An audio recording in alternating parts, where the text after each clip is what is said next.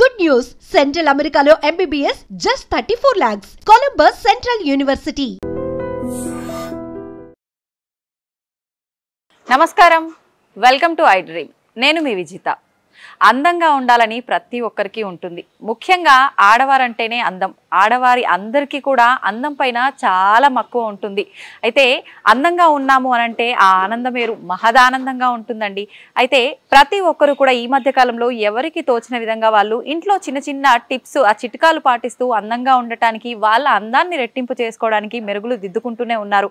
కానీ కొంతమందికి ఫలితం ఉంటుంది, కొంతమందికి మాత్రం ఫలితం ఉండదు. అయితే ఆ చేసే విధానం అంతా కూడా మనం ప్రొఫెషనల్గా కనుక ఫాలో అయితే కనుక నిజంగా అందం అనేది మన సొంతం అవుతుంది. ఖర్చు లేకుండా మన ఇంట్లో ఉండే వస్తువులతోటే సొంతం అవుతుందండి. అందుకని ఇదంతా కూడా ప్రొఫెషనల్గా మనం నేర్చుకోవాలి అంటే అంతే అనుభవం ఉన్న వాళ్ళు మనతో పాటు ఉండి ఆ చిట్కాలన్నీ కూడా తెలియజేస్తే బాగుంటుంది కదా. అందుకోసమని మీ అందరికీ ఈ చిట్కాలు తెలియజేయడం కోసం నేనైతే ఒక వ్యక్తిని తీసుకొచ్చాను. తను మీ అందరికీ ఎంతో సుపరిచితం. మనం చాలా కాలం నుంచి తనని చూస్తూనే ఉన్నాం సోషల్ మీడియాలో. తను ఎవరో కాదండి, 22 సంవత్సరాల అనుభవం కలిగి ఉన్న వ్యక్తి. బ్యూటీషియన్లో ఎంతో మందికి తను చక్కగా అందానికి మెరుగులు దిద్దుతూ వస్తున్నారు. తనే బ్యూటీషియన్ శోభారాణి గారు. ఇప్పుడు వారితో మాట్లాడి ఏం చిట్కా చెప్పబోతున్నారో మనందరి కోసం అడిగి తెలుసుకుందాం. నమస్తే శోభా గారు. నమస్తే అండి. అయితే ఈ మధ్య కాలంలో మనం ఇందాక ఒక టాపిక్ లో మాట్లాడుకున్నట్టు హెయిర్ ఫాల్ తో పాటు చిన్న వయసులోనే తెల్ల జుట్టు రావటం కూడా ఎక్కువగా చూస్తున్నాం. ఇది కూడా చాలా పెద్ద సమస్యగా మారిపోయింది. మనం మాట్లాడుకున్నప్పుడు అలా రాకుండా ముందే ప్రివెంట్ చేసుకోవడం కోసం ఒక రెమెడీ ఉంది నా దగ్గర చెప్పడం జరిగింది. ఆ రెమెడీ ఏంటో మన ప్రేక్షకులకు కూడా తెలియజేస్తే వాళ్ళు కూడా పాపం ముందుగానే తయారు చేసుకొని రాకుండా ఉండటానికి పాపం వాళ్ళు జాగ్రత్త పడటం జరుగుతుంది కదా.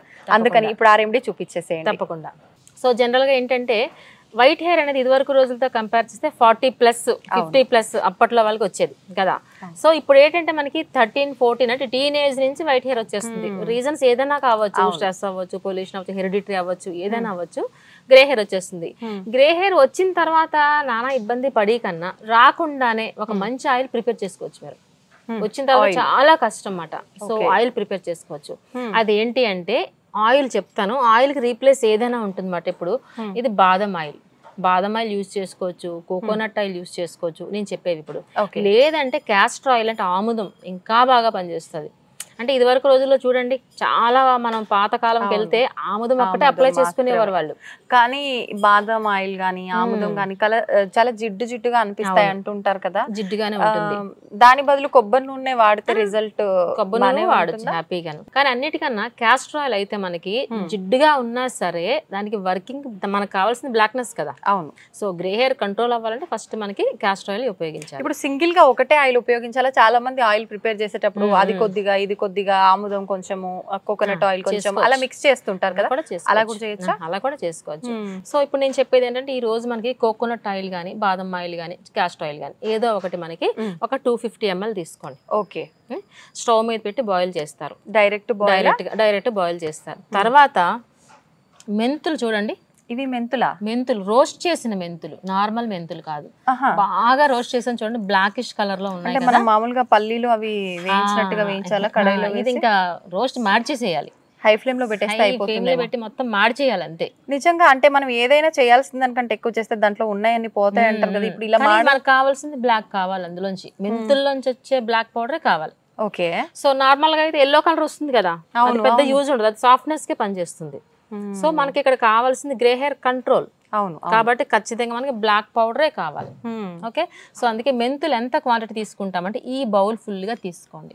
1 బౌల్ అనుకోండి. ఇలాగా ఈ బౌల్ తీసుకోండి అన్నమాట. బాగా రోస్టెడ్ మెంతులు, కరివేపాకు ఆకులు, ఇదిగా ఇంత క్వాంటిటీ తీసుకోవాల్సిందేనా? ఒక బౌల్ ఖచ్చితంగా. అంటే ఇది కొంచెం పైకి వచ్చేస్తే బాగా మనం నీట్ గా అనిచి ఒక బౌల్ తీసుకోవాలి. ఓకే. ఓకే. సో ఇవి కూడా ఎండబెట్టినవైనా పర్వాలేదు, పచ్చివైనా పర్వాలేదు. ఓకేనా. సో ఈ కర్రీ లీవ్స్ కూడా మనకి తిన్నా కూడా మంచిదే. కాదు, చూసారు, తినడం అంటే కష్టం అన్నారు. మనం ఏం చేయొచ్చు, ఒక పౌడర్ రూపంలో చేసుకుని కర్రీస్ లో యాడ్ చేసుకోవచ్చు, చట్నీస్లో యాడ్ చేసుకోవచ్చు. ఆటోమేటిక్గా వెళ్ళిపోతుంది కదా.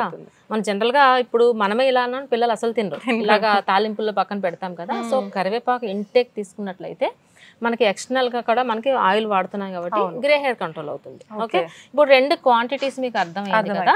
సో 2 1 బౌల్ ఇది కొంచెం అనిచి బాగా దగ్గరికి పెట్టి 1 బౌల్ కింద తీసుకుంటాం. ఎంతసేపు మరిగించాలి? సో అది బాయిల్ అవుతూ ఉంటుంది కదా, బాయిల్ అవుతున్నప్పుడు పౌడర్ చేయాలా? అసలు డైరెక్ట్ గా వేసేద్దాం. వేసేసి ఈ 2 డైరెక్ట్ గా వేసేసి more then half an hour అలా లో ఫ్లేమ్ లో పెట్టండి. అందులో ఉన్న కంటెంట్ అంతా మొత్తం బయటకు వస్తుంది. బ్లాకిష్ కలర్ ఆయిల్ ప్రిపేర్ అవుతుంది. ఓకే ఓకే, బ్లాక్ గా వస్తుంది అన్నమాట ఆయిల్. ఓకే, ఎంతసేపు మరగాలంటే more then half an hour. Boil అవుతున్న తర్వాత కౌంట్. స్టార్టింగ్ నుంచి కౌంట్ అంటే ఇది బాయిల్ అవ్వదు, మనకి బాయిలింగ్ పాయింట్ రావడానికి మనకి 20 minutes పట్టేస్తుంది.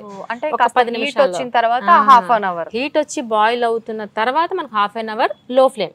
ఓకే, ఇప్పుడు మన హై ఫ్లేమ్ లో పెట్టంటే పొంగిపోద్ది ఇలా. సో అలా కాకుండా మనకి లో ఫ్లేమ్ లో పెడితే మనకి హాఫ్ అన్ అవర్ అన్నమాట. సో అందులో ఉన్న ఇంగ్రీడియంట్స్ మొత్తం బయటకు వస్తుంది. కరివేపాకు కూడా బ్లాక్ అయిపోతుంది, బ్లాకిష్ కలర్ అయిపోతుంది. ఆయిల్ కూడా మనకి బ్లాక్ ఆయిల్ ప్రిపేర్ అవుతుంది. సో ఇది స్టవ్ ఆఫ్ చేసేయాలి. ఆఫ్ చేసిన తర్వాత చల్లారిన తర్వాత ఫిల్టర్ చేసుకుని ఈ ఆయిల్ ఒక పక్కన పెట్టుకోండి.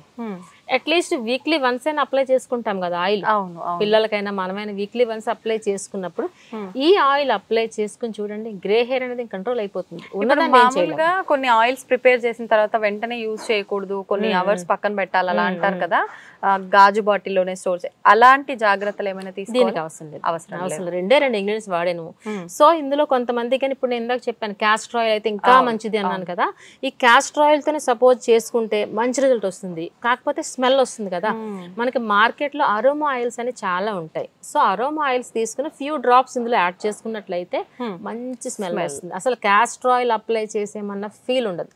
ఇప్పుడు అప్లై చేసుకొని ఓవర్ నైట్ అప్లై చేసుకొని హెడ్ బాత్ చేయాల్సి ఉంటుందా, లేదు ఒక 1 hour బిఫోర్ అప్లై చేసుకొని స్నానం చేస్తే బాగుంటుందా, ఎలా చేయొచ్చు అంటారు? డైలీ అసలు రాసుకున్నా కూడా మంచిదే, కానీ డైలీ ఎవరు అప్లై చేసుకోం కాబట్టి అంత ఓపిక ఉండదు, అసలు అంత ఇంట్రెస్ట్ ఉండదు కదా. సో అందుకనే ఓవర్ నైట్ అయితే ఇంకా మంచిది. ఎలాగా మనకి వీక్లీ వన్స్ ట్వైస్ చేసుకున్నప్పుడు హోల్ నైట్ అంతా అట్లీస్ట్ హెయిర్ మీద ఉన్నట్టయితే గ్రే హెయిర్ ఖచ్చితంగా చెక్ పెట్టచ్చు మనం. అంటే మీరు వయసుతో సంబంధం లేకుండా అప్లై, చిన్న పిల్లల నుంచి అందరికి చేసుకోవచ్చు. స్టోర్ చేసిన తర్వాత ఎన్ని రోజుల పాటు ఆయిల్ వాడొచ్చు? ఎందుకంటే 2 డ్రైనే వేసాం కదా మనం. డ్రై వేసాం కాబట్టి మనకు బాగా బాయిల్ అయిపోయింది కాబట్టి 2-3 months ఖచ్చితంగా ఉంటుంది. ఈ లోపల అయిపోతుంది కదా. ఫ్యామిలీ అంతా యూజ్ చేసిన, ఒక్కళ్ళు యూజ్ చేసిన 250 ml చేసాం. అది బాయిల్ అయ్యేసరికి ఇది మళ్ళీ అబ్జర్వ్ చేసేసరికి తగ్గిపోతుంది క్వాంటిటీ.